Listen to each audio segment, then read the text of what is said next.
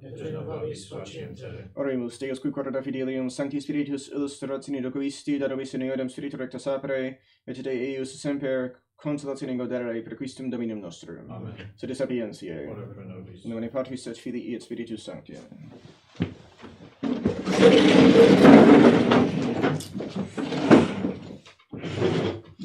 All right. So on page 54, the first pontifical act of Pope Eugenius III was the yes. I don't have a. Follow somebody else. I had to give them to somebody else. So the first pontifical act of Pope Eugenius III was the excommunication of Jordanus, a revolutionary patrician, with Arnold of Brescia and their partisans. The Roman people were not long in learning by bitter experience that the rule of their so-called liberators was a yoke of iron. And that is typical of revolutionaries. They promise to fix problems that may genuinely exist. Maybe not, but they at least feed upon people's unhappiness and objections to the current order, whatever it might be, and problems and grievances that they have, and promise to, if you just side with us and overthrow the current regime, everything will be better. And when they're successful, in whatever sense they are successful, people listen to that and follow them, and then they proceed to just make everything worse. We talked about that before. That there were genuine grievances that people had in Russia, for example, during in the early 20th century. In fact, even before the famous 1917 revolution that finally brought an end to 300 years of direct line Romanov rule in Russia. Even before that, in 1905, so well over a decade prior, there was another revolution that almost ended the Tsarist regime in Russia. That was due to, in 1917, a huge portion of it was due to the fact that Russia fared horribly in the First World War. It was terribly. They won some victories against the Austrians, but they, whenever they fought the Germans, they were just destroyed every single time. Eventually, when the Germans really gave them a lot of attention, then Russia lost huge amounts of territory to Germany. So that's getting outside the scope of what we're looking at, but there were genuine grievances in Russia. Things were, in fact, not looking good there. So that was part of what got people to rise up with the Leninists and to the Bolsheviks and overthrow the Tsarist regime. But then, very famously, we've said it before, the rulers of communist Russia, of Soviet Russia, were very often referred to as the Red Tsars because they were every bit as monarchistic as the Tsars ever were. And some nations are just geared for that. They respond very well to a very strong monarch. And every form of government, we've said it before, is in some sense a monarchy, but not every nation responds very well to a very strong monarch. So, actually, all do in whatever form they have a monarch, but not all would respond well to the idea of having one man who is the glorious ruler of us all. So definitely in the United States, people don't like that idea. But other nations are just geared for that kind of thing. In fact, only seem to perform well when they have that. I think of Russia, and also France is a very similar thing, that they do very well when they have some very strong personality, some very charismatic ruler leading them. When they have that, they do very well. When they don't have it, Russia seems not to be able to get its act together at all if it doesn't have that. France doesn't perform nearly as well as it otherwise would. Yeah, that's nothing against anybody. That's stating a fact. Some people there's a natural tendency to look for a very strong ruler, to look for leadership. That's just natural in human nature to look for that. And some people stand more in need of it than others in order to get their act together.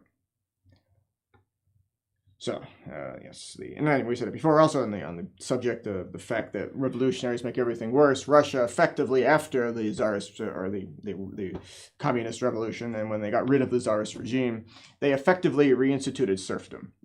Which, remember, was the system whereby people were bound to the earth. The peasants were bound to the earth. They weren't owned, they weren't slaves in that sense, of being owned by anybody. But they were allotted plots of land for them to live on and to grow their crops on.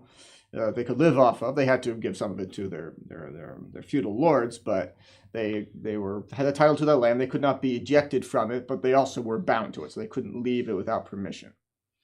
And so that's not a bad system in itself. It's just that most other nations of Europe had done away with it by the time Russia did, and it was just seen as a sign of the somewhat backward nature of Russia.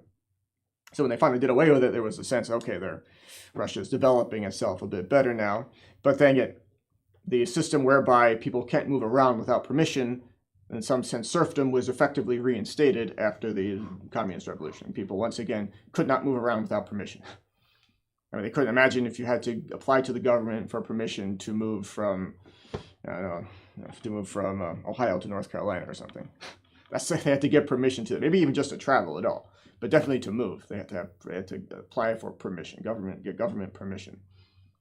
Yeah, that's how it was in Russia. So communist Russia. They may have done away with that since the communism officially ceased to exist in Russia. But actually, you can see that Russia to this very day is something like they still have a certain attachment to communism.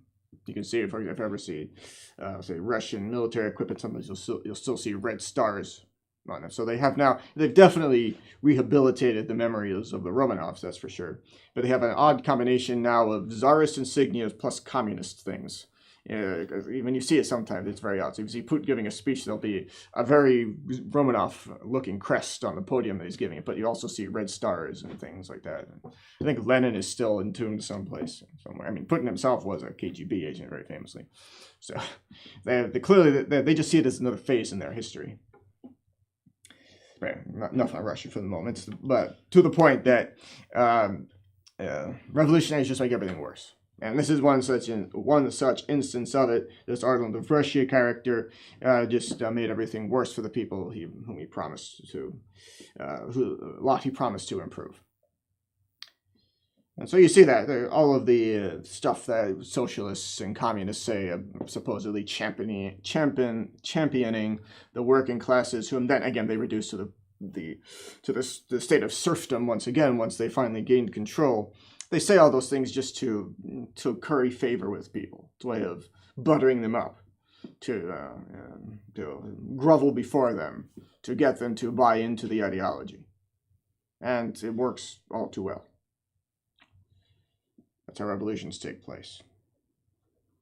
So the Roman people were not long in learning by bitter experience that the rule of their so-called liberators was a yoke of iron. They longed to feel once more the paternal care of their pontiffs. So you also hear that, I remember reading a book once about the outbreak of the First World War and how in retrospect, nowadays the most commonly proffered version of the state of the Austro-Hungarian Empire at the time of the early 20th century, the time of the outbreak of World War I, at the end of which, of course, that empire ceased to exist, was that it was an old, crumbling, decaying edifice, this old, dying empire that was a prison of nations. It was inefficient and just was behind the times and all those kinds of things. But apparently people who visited the nations that were once part of that empire after the war, when they were independent at that point, spoke of the previous imperial government with nostalgia, perhaps is the right word for it, but at the very least with a certain fondness for how things used to be. And generally speaking, people were impressed with how the Habsburg monarchy managed to hold that empire together as well as it did. But also, the fact that Vienna tended to be hated by everybody else is actually a sign, in some ways, that they were doing a good job of it, because they were at least keeping the hatred focused on themselves, because people are going to hate. People love to hate, unfortunately. So an imperial government has at least the thing in its favor that it keeps all of its subjects fairly well united, because they might still all hate each other, but their first object of hatred is the imperial government. If they could just deal with that and find a way to manage that, then everybody else will be fairly well behaved, because even if they do still hate each other, they're at least not actively killing each other, because the hatred is focused in a different direction. So the Romans used to say, "Oderint dum metuant," let them hate as long as they fear. So they can hate us all they want. Just keep in line, and we don't care. That was certainly the attitude of ancient Rome. The Austrians probably not, but they did a good enough job anyway of absorbing that hatred for a long time. And, okay, so yeah. That's all very interesting, but at the moment we're looking again at the revolutionaries, people who have bought into the lies of revolutionaries, realizing after the fact that they made a huge mistake. So a reaction soon showed itself in the city. Deputies were sent to lay at the feet of Eugenius III the expression of the submission and repentance of his people. Should be a period there. They abolished the order of patricians. So that's actually an ancient level of, we'll say, aristocratic rank in Rome. Very famously in ancient Rome, you had the patricians and the plebeians. So patricians were still the upper classes, the nobles of the city, effectively. So Jordanus and Arnold of Brescia sought safety in flight. The merciful pontiff pardoned all the guilty and blotted out the past by his fatherly indulgence. So then, says Otto of Freisingen, a contemporaneous author, by the mercy of God, the city was filled with joy at the news of the Pope's unexpected return. He was met by thousands bearing green branches in their hands. They prostrated themselves on his way, kissed the marks of his footsteps, and even every portion of his garments. Banners waved in the air, the officers and judges pressed forward in a body. The very Jews shared the general gladness, and came forward bearing on their shoulders the law of Moses. The Romans joined their voices Romans, not to be confused with the ancient Romans, but just the inhabitants of Rome at the time, joined their voices in harmonious strains, chanting their welcome in the words, blessed is he that cometh in the name of the Lord. So, this, of course, brings to mind, in some ways as well, the parable of the prodigal son who, once he had squandered his inheritance, went back to his father's house. That very much brings to mind the way that children behave, rebelling against their parents and then realizing that was not a good idea, and that parents actually do have their best interests at heart. It just goes to show that most people still behave like children.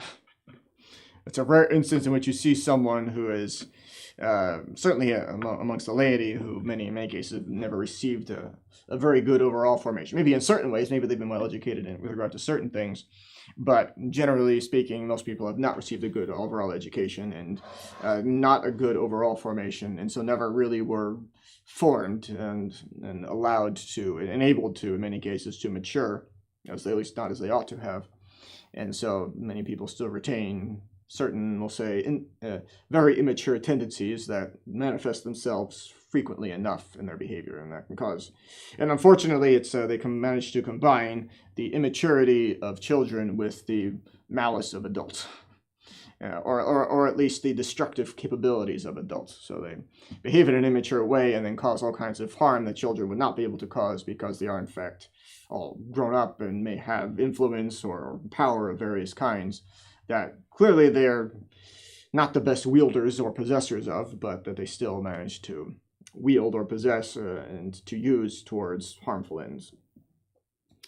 And so, most people really never grow up in many ways.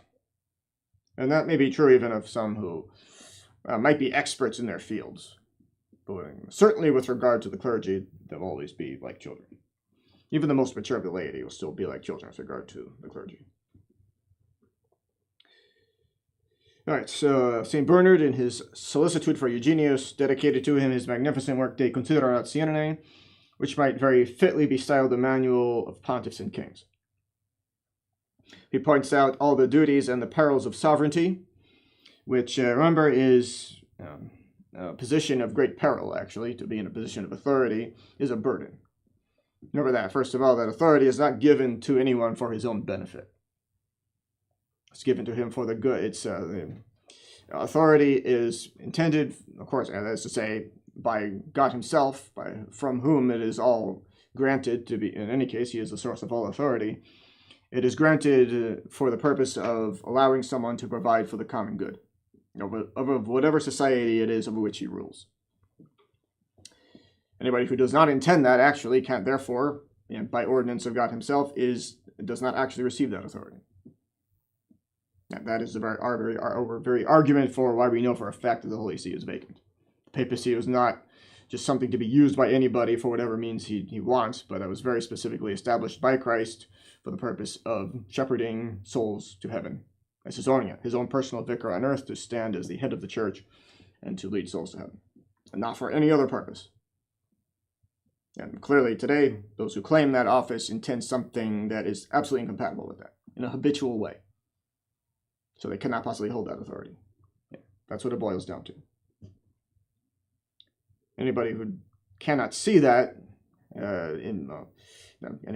different people might not be able to see that for various reasons, but sometimes it's because they just don't understand those very basic principles of what authority even is, from whom it comes, what its purpose is, and that the intentions that are necessary that to have in order that one actually receive it. Many times you see that people just don't understand that, don't have no notion of any of that. And not necessarily through their own fault either.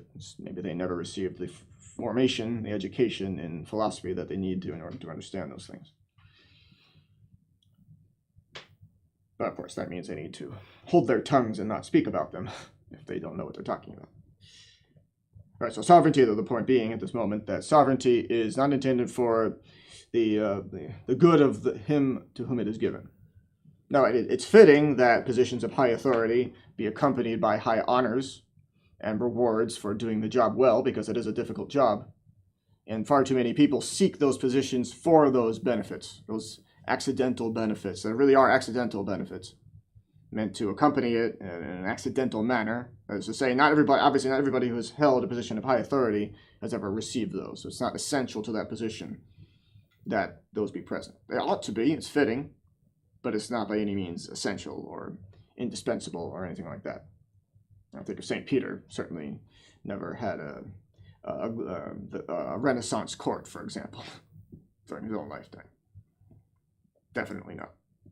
Now, there have been various monarchs throughout history who have lived very simple personal lives as well, and it's perfectly fine to do that, but it's fitting as it is, even fitting as it is, that positions of high authority be accompanied by external honors and privileges.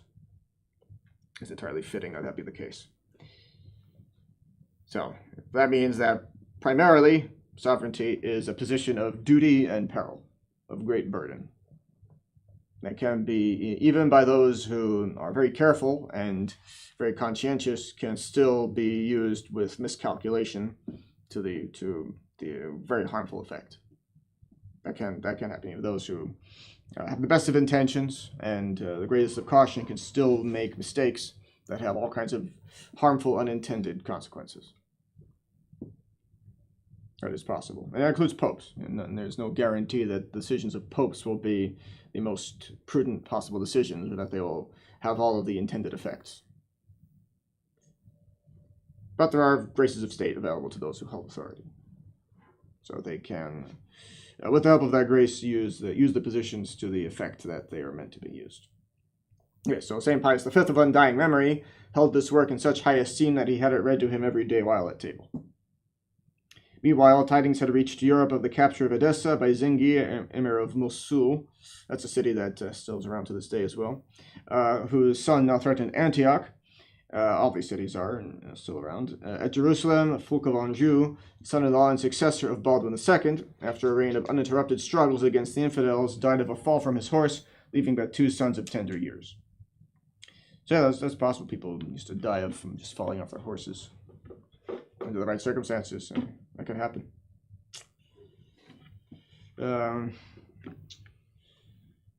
So their mother, Queen. So this is the details of this are we're going into this to get a general idea of the circumstances of the times.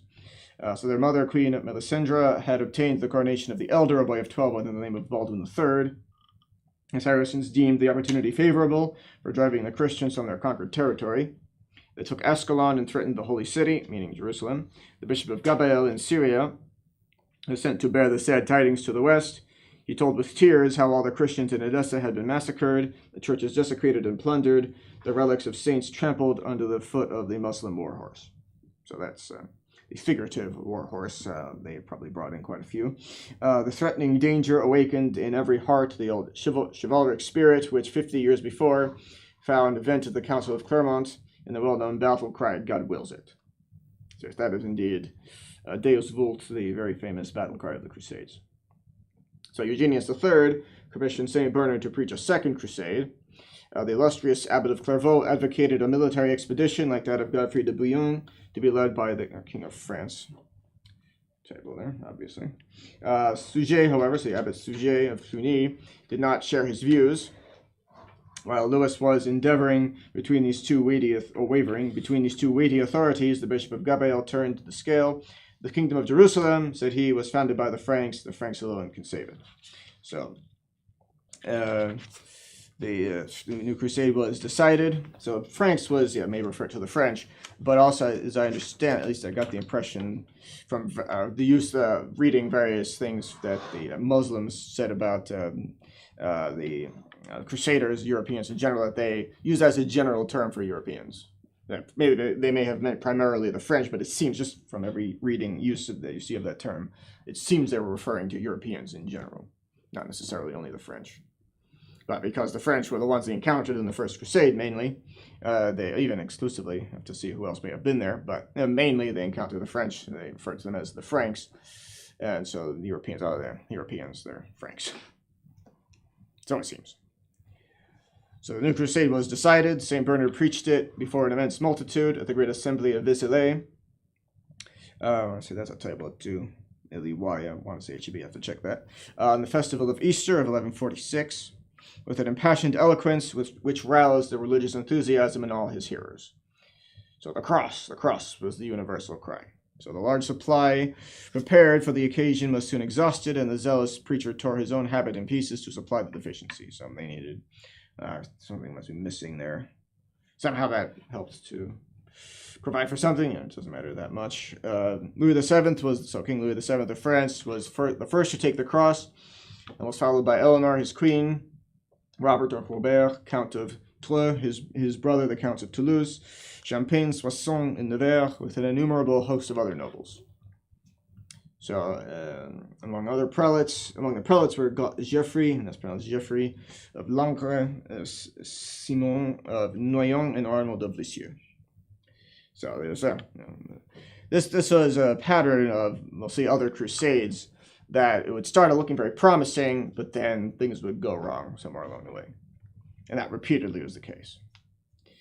Definitely, probably, let's see, the most obviously perhaps the case of the Third Crusade, in which they had initially the King of England, King Richard of England, the Lionheart, very famous. Also, you had the Emperor Frederick Barbarossa, and at the time, Austria was a duchy, the Duke of Austria, and the King of France, Philip Augustus, all going on crusade together all at the same time. And it seemed like they should have been absolutely unstoppable, but it didn't end up actually retaking Jerusalem. And you see why. It all fell apart at various points, various dramatic points it fell apart. It wasn't an utter failure. It was not. They weren't completely turned back, but long story short, Richard ended up as the commander of the whole thing, and ended up calling a truce with the Saracens and going back to Europe. So he wasn't utterly defeated, but it was not. It was definitely not what you call a success. They won multiple battles, but it was not a retake. It did not result in the retaking of Jerusalem. So we'll see that. We'll see that soon enough. It's very interesting to study that, but we'll see it. So they loudly called for St. Bernard to lead the great expedition, but the successful power of his eloquence had not enkindled in his own breast an enthusiasm like that of Peter the Hermit, who, remember, had preached the first crusade and then tried to lead the first wave of it, and that ended very badly. They didn't even get out of it. I think they all died in Hungary. The other crusaders marching through found the bones of those who had come before them. This undisciplined mass of zealous, if ill-prepared, would-be crusaders. So they found them, and that was the much more disciplined military forces came through after and found them all dead, or what was left of them. They have been long dead. So the saint entreated Pope Eugenius not to make him play a part for which he was not fitted. So obviously, he's the abbot of a monastery. He's not a general of an army. Doesn't have military training. That's not for him to do. So, being a saint does not make one fitted for all positions. Not even for the position of being pope, obviously, either. There have been saints who definitely, in their personalities, and nothing, not to put down their sanctity at all, because it doesn't, but would just clearly not have made good popes. And sometimes people were elected on the basis of their piety, because the conclave may have been deadlocked for political reasons or whatever else, even personal reasons.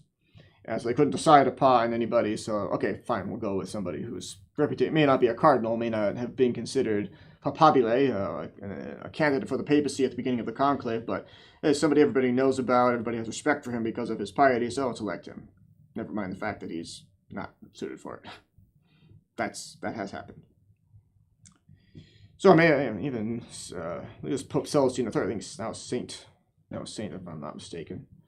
And we haven't gotten there yet in church history, but he was one of the he was a hermit, or at least a religious, and then after being elected Pope tried to continue living that life, and it didn't take too long for it to become clear this is not going to work out.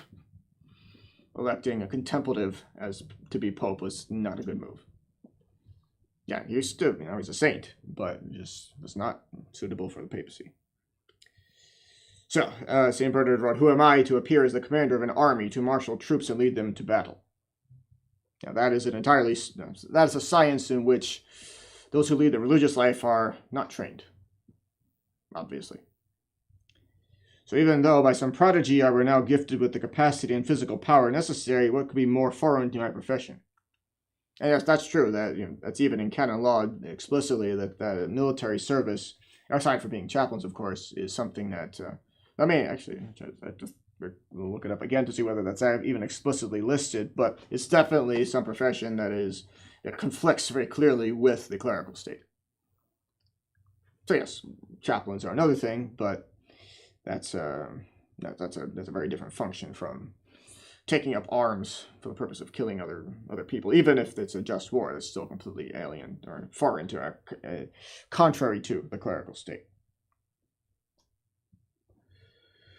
Okay, so Bernard's zeal was not satisfied with seeing the whole of France rise up as one man in answer to his call. He went on to preach the crusade in Germany.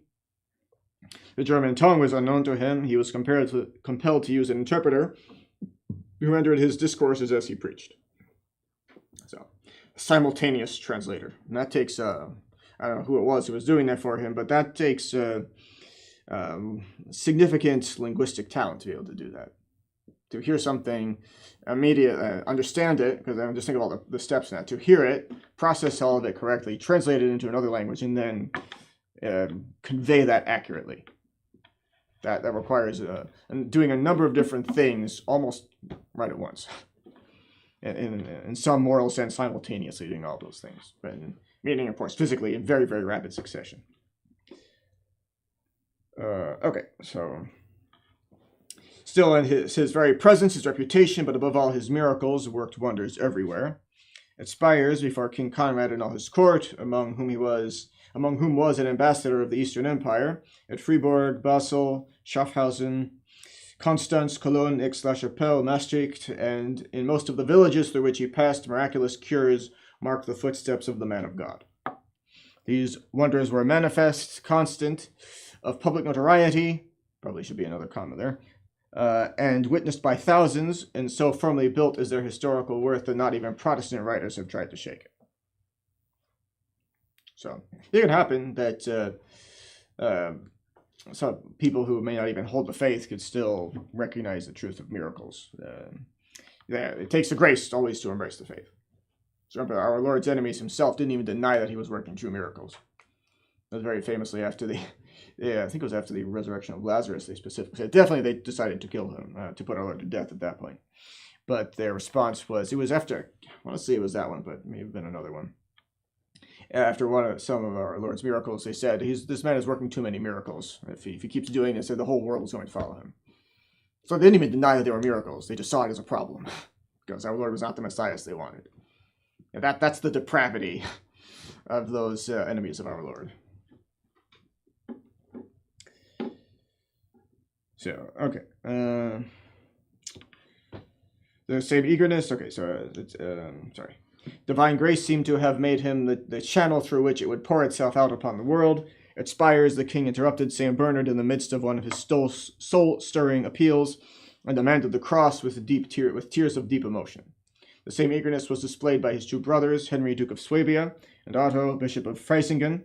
the historian of his times, by his nephew Frederick and a multitude of princes and nobles. And that Frederick would be the famous Emperor Barbarossa. Very famous German emperor. So famous that actually Hitler would name his invasion of Russia after him. It's called Operation Barbarossa. Anyway, the Duke of Bohemia, the Marquis of Styria, that's right. Okay, and the Count of Carinthia all took the cross soon after. The king, in a few months, found himself at the head of 200,000 warriors, all eager to march against the enemy. And that is, of course, a huge army. That would be a huge army at any time. But for that time, that was absolutely enormous. Okay, so to just put that into perspective, the forces involved in the American Civil War, which spanned pretty much coast to coast, not one continuous battle line all the way to the other, but that's how widespread the fighting was. The armies in that war never really ever numbered more than in the tens of thousands across 4 years of bloody fighting. So this is 200,000 all at once. That's a lot. That's a very large army. So St. Bernard thus wrote to the Sovereign Pontiff, and giving an account of the mission entrusted to his zeal: "You commanded, and I obeyed. Your authority has made my obedience fruitful. Cities and castles are emptied of their inhabitants. Everywhere we meet widows and orphans, made so by absence and not by death. To hinder the disorders attending the expedition of Peter the Hermit, and counteract the cruel fanaticism of the German monk Rudolf, who, in preaching the crusade at Cologne, Mentz, and the other cities of the Rhenish provinces, advocated the massacre of the Jews as the worst enemies of the gospel. The abbot of Clairvaux particularly insisted upon the obligation binding on all the crusaders to respect the lives of the Jews." So notice this: you only ever see actually preached advocated by either the hierarchy of the church directly or by those authorized to preach, that they're actually not to take too harsh action against any of the enemies of the church, Jews included. So do not kill them. We're not talking about convicted criminals here. Whereas enemies of the church, sure, maybe you could argue maybe amongst the worst enemies of the church, but that doesn't give title to put them to death. Obviously, to state the obvious, but sometimes people get carried away. They are, he said, the living figures and letters which remind us of the mysteries of our religion. So, if you were to hear that from a modernist, that would sound very bad. But it is, that could be, certainly though it can be taken correctly as well, that they in clinging to the things that were meant only as the shadows, the forerunners of the things that we truly have, we can be reminded of the truth of the Catholic faith and of the obligation to, in charity, pray for their conversion. So that certainly he meant something along those lines by that. Besides, they peacefully dwell in our midst. Though, historically they have not always done that. That's true. That's not to say they're incapable of it, but they tend to be troublemakers and make themselves hated in various ways. So they like to portray themselves as having been always persecuted because they were kicked out of so many different countries. But if you were, just to put it this way, imagine if you were to hear of somebody who got banned, got trespassed, as they say, from every restaurant in a particular city. You would not think, oh, those restaurants are all being persecutorial to him. You think the most obvious thing would be to think, what kind of trouble is he causing? And the Jews got kicked out of almost every place they went, though they still, it's almost a forbidden thought to imagine that they could possibly have been guilty of any wrongdoing. So it's possible that people were, you can find, no doubt, particular instances in which people were too harsh in dealing with them, but the fact of the matter is it's a true fact. We have to process it and keep it in mind without taking it too far. That they tend to be troublesome. It's just a fact. It doesn't mean that they're responsible for every evil on the face of the earth, or that they should become the object of any obsession, or that they should be killed unjustly or anything like that. But it just means that they have to keep in mind the reality of the situation before us. They tend to cause trouble. So warring against the unbelievers, we repel force by force, but it ill befits a Christian warrior to strike an unarmed foe. So that's true, and of course it's stating that in general, but most certainly, yes, in the case of anybody who's Not, say there might be a special obligation when it comes to those who, at least per accident, an accidental particular urgency with regard to those who might otherwise portray themselves as persecuted because of it. And again, with an aspect of truth there. Because there might be true instances in which they were in fact treated unjustly. But take any such, they're very clever, and so they're very shrewd people, that's for sure. They'll take any such instance and use it to the utmost degree. Just think of the way in which they constantly refer back to the way they were treated by Nazi Germany. They constantly bring that up. They're always referring back to that. So, really, Hitler, in doing what he did, now whatever you think of the numbers that he killed, in doing what he didn't do anybody any favors. Because gave the Jews something whereby to the end of the world, effectively, portray themselves as persecuted, unjustly. Anything done against them is always unjust. Because now they can suggest if you say anything against them, are you a Nazi? And so now, again, Hitler did nobody any favors by making it so that it's very easy to lump together anybody who criticizes them, even for things in which they genuinely did, for which they are genuinely responsible, and for which they ought to be held accountable, as just being another Jew hater, another evil Nazi. So Hitler did nobody any favors, not at all. And also, though, remember that Nazis were leftists. That's something that people oftentimes forget or don't even realize. The Nazis were leftists. They were not right-wing conservatives. They were leftists. It's in the name. National Socialist Party. It's in the very name. So, without getting too much into that, the Jews are not to be persecuted unjustly. Their conversion is to be prayed for. And they will eventually convert. So in praying for that, you're praying for something that we know is a petition that will be granted. They will convert. And that will be very good for the church when they do. Now, they will put all their abilities and everything at the service of the church. All the shrewdness that they tend to use for less than admirable ends currently, they will put all of that at the service of the church. And it will be very good. All right. During the whole of the Second Crusade, Eugenius III had dwelt in France, where he was forced to take refuge in 1146 from the partisans of Arden of Brescia, still stirring up the passions of the Roman people. In the two councils of Paris and Reims, 1147 to 1148, Eugenius condemned the errors of Gilbert de la Porree, Bishop of Poitiers. Like Abelard, he would discuss the mystery of the Holy Trinity. He was arraigned, so called to account, called to trial, so to speak, on 4 propositions, of which the 2 were the most intelligible: that the divinity is not God, heresy, divine nature did not become incarnate. So, of course, the correct thing is that our Lord, retaining his divine nature, took upon himself human nature. So whatever meant by the divine nature did not become incarnate. Of course, our Lord did not lose his divinity, or his divinity did not become humanity or something like that. But he could have meant this in a heretical sense. So you have to see precisely what he was trying to say thereby. But you could see why someone would be called to account. What do you mean by that? What are you trying to say here? So that first one, that is clearly heresy.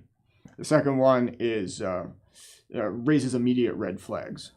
So what are you saying there? So 2 of Gilbert's archdeacons pointed out his errors to the Pope. They were solemnly examined before Eugenius III in the Council of Paris.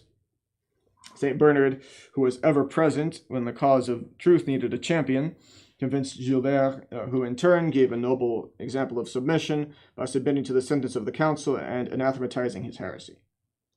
The Council of Reims was called upon to condemn a fanatical sectary led by gross ignorance into an extravagancism. So the thing we're going to talk about here is not the most famous schism or the most famous heresy in the history of the church by any means, but it does illustrate some few things that are good to keep in mind, so we'll go through it. A nobleman of Brittany called Éon de l'Étoile believed himself the Son of God and judge of the living and dead because he often heard in the prayers of the church the words per eum, which was pronounced in a way that sounded like his own name. Juventudos est judicare vivos et mortuos et saeculum perennium. So he thought that was somehow referring to himself. Yeah, as ridiculous as that is, people make mistakes on this kind of level all the time, actually.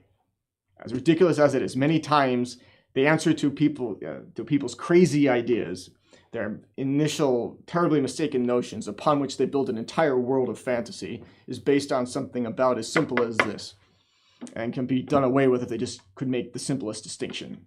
Something about as basic as that. So this vagary would simply have been ridiculous. I mean, it truly is. I mean, you're laughing at it. That's what ridiculous means, to be productive of laughter. Because of how its absurdity. So this vagary would simply have been ridiculous had it not found among the people some minds credulous enough to make a serious matter of it. So once again, nothing has changed under the sun. People make stupid mistakes like this all the time, build entire fantasy worlds based on them, and people swallow it. Yeah, it happens. Followed by a lawless rabble, anyone exercised his assumed rights as son of God and universal Lord. Imagine that. Stripping churches, plundering castles and monasteries, and spreading terror everywhere. So yeah, it would just be silly. It would be an odd little thing were it not for all that followed. So the public safety required his arrest, clearly. The fanatic was brought before the council, leaning upon an ivory staff which diverged into two branches of the upper extremities. He had some crazy ideas. He may have been out of his mind. He may have just been mentally ill, badly mentally ill, and so he thought all of this. So not even worth going into the craziness that he put here. So there was, as yet our author states, there was no discussing such absurdities. Aeon was placed in the hands of Sujet, who ordered him into custody to put an end to his disorders.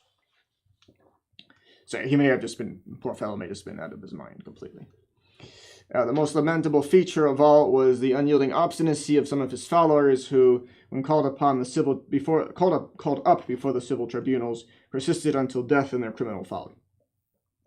This was the period of the great religious and social schisms which spread abroad under the various names of Petrobrusian, Bulgarian, Heresian, Albigensian, that's a big name, and Catharian, that's also fairly recognizable, revived the principles of the early Manichaeans, and ravaged the south of France and the chief cities of Germany. So the Petrobrusians were so called from the name of Peter de Pruy, their leader. The Cathari derived their title from the Greek word for pure, pretending to assimilate themselves to the principle of good by always rejecting the evil.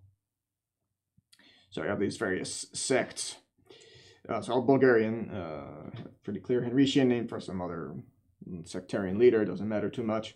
Albigensian, that's bigger. That's a bigger name because that set itself up in the town of Albi in southern France. They're in the region known as Languedoc, which apparently is so called because in the area, probably not anymore, but at one time they, instead of saying we for yes, they would say oak, for whatever reason. So the area where they say oak instead of we for yes. So the oak area, Languedoc, the land of that. Or at least the language, the tongue oak. Okay, so their doctrine was nothing more than a total overthrow of all doctrine. Their civil and religious code inculcated a denial of all authority, hence insubordination and anarchy. Their morality, be a hyphen there, necessarily involved the destruction of the family, under the pretext that the marriage tie by its very perpetuity is incompatible with Christian holiness, and that absence of all law, consequently of every call of duty, on the theory that laws are the work of the evil principle. So you can see how all of that might gain people, fallen human nature being inclined to rebellion, to disobedience, as it is, and to not only, of course, to disregarding laws in general, to concupiscence, to all kinds of sins of impurity. No surprise at all that this might gain followers. Giving license to his every kind of sin you could possibly imagine. So yes, the Albigensians were famous for that, believing that marriage is evil in itself. So utopian dreamers of our modern school may here learn that they've invented nothing new, at least in respect to final results. So utopian, that's actually that's the name of a book written by St. Thomas More, actually. Which actually comes from two Greek words meaning no place, in which St. Thomas More describes what he imagines anyway as being the perfect natural society. So imagine, take away the effects of original sin, more or less. How would people act amongst themselves in a perfect society? He was, and also not including divine revelation. So for whatever reason, he wrote that book as an exercise imagining such a thing. But he also named it Utopia, which the very name means no place. This doesn't exist anywhere. And it never will. So utopia has come to mean, especially usually is connected with dreaming or dreamers, people who dream up something that could never exist, a situation that just realistically will never be brought about. So utopian dreamers, yes. Liberals, people, especially those who came up with the ideas of liberalism to begin with, most definitely are utopian dreamers. Because St. Thomas More acknowledged, now obviously he had the faith, he's a saint now, he acknowledged, of course, that the effects of original sin do exist, that divine revelation is necessary for eternal salvation, of course. So much so that he named the book Utopia. This is no place. Whereas liberals just deny, at least in practice. They may or may not do it explicitly, but they definitely, their whole system is based on a denial of the effects of original sin. And that human nature is naturally inclined to evil because of that and not to good. I mean, not to say that nobody could ever be have an impulse to do something good, but that the effects of original sin do cause in us a very strong inclination to evil. And so that's hence the very term liberal, liber. We have studied in other courses, liberum, free. People should be as absolutely free as possible to do whatever they want. And we come together to form societies just to make life easier for ourselves, because maybe the ideal state is maybe the native running naked in the forest, but that's a little hard to live under those circumstances. So we've come together to form societies because it makes life easier. But in order to maintain some kind of order in that society, so that life doesn't become miserable again, we have to have laws and things. But that's a necessary evil, because we really, ideally, everybody should be perfectly free. So from that, you get ideas like the social contract, that nobody has authority unless the social contract is there. That's a completely Rousseauian notion. And that contract, anybody could, so the people could pull out of that contract and overthrow their rulers if they want. You get ideas like that from there. But you also get straight from those notions ideas of actually socialism, or even communism. The idea that, so yes, the individual will is supreme and should be completely and perfectly free, but we've come together in society, we've invested our wills in that to make life easier for ourselves. But now, because that's been invested in the state, that general rule overrides every other will, and so now the state is the thing that is all powerful in that ideology. So you go immediately from liberalism straight to socialism. You may have seen that in other courses already, but that's what it leads to. So it's just two sides of the same coin. Liberalism versus socialism, communism. The distinction between socialism and communism being really nothing more than a degree. Socialism being excessive state control of things. Communism being complete and total running of the state of every aspect of life of every individual, of just everything imaginable for its own purposes. Based on, including also ownership of property. So it's really based in its intrinsically unjust system based on a denial of the seventh commandment. Which is why, in principle, the communist government is not a legitimate government. It's an intrinsically unjust system, and those who spearhead it clearly cannot have the intention of providing for the common good. So, okay. That's not to pronounce upon the legitimacy of every regime that's ever called itself communist, but those are the principles. So they reach the same point, though by a different route. The error is essentially the same in both cases, simply adapting its shape and color to suit the shifting tide of the thoughts and passions of the times, upon which it successively exerts its seductive power. So that's a very eloquent way of saying heretics are not original. They'll just repeat, they hear what others have said, they copy and paste them more or less, sometimes with some modifications, depending on the conditions of the times in which they live to make it sound more acceptable, or at least more appealing, and make the changes they want to make, but essentially they're just reheating old stuff. And again, that includes Martin Luther. He did that to a great extent. He may have invented some crazy ideas of his own, but a lot of what he said had already been said, and he just made it popular. Or more popular, anyway. For 25 years, this Peter de Police character infested the provinces lying along the banks of the Rhone and the Garonne rivers. Okay, that's at the end of our notes. We'll end there for today. We only have a few seconds left, but we will come back to... we'll continue. I'll be after Easter at this point. We'll continue later. Patris et Filii et Spiritus Sancti, amen. Sub tuum presidium confugimus sancta Dei genitrix, nostros peccationes et despicias in necessitatibus et periculis contis libera nos semper iudico gloriosa benedicta. In nomine Patris et Filii et Spiritus Sancti.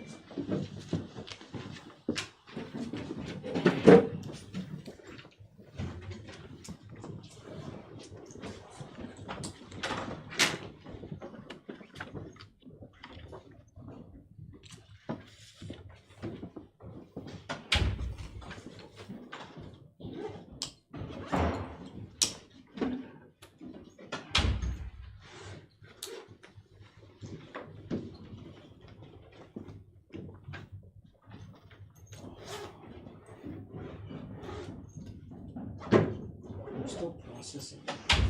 It's a lot to think about. It's a lot to think about, and if we have to assume leadership roles, we most likely will.